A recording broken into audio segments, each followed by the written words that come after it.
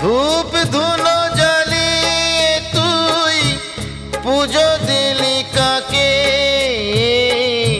বুঝলি না রে আসল ঠাকুর নিজের বাবা মাকে।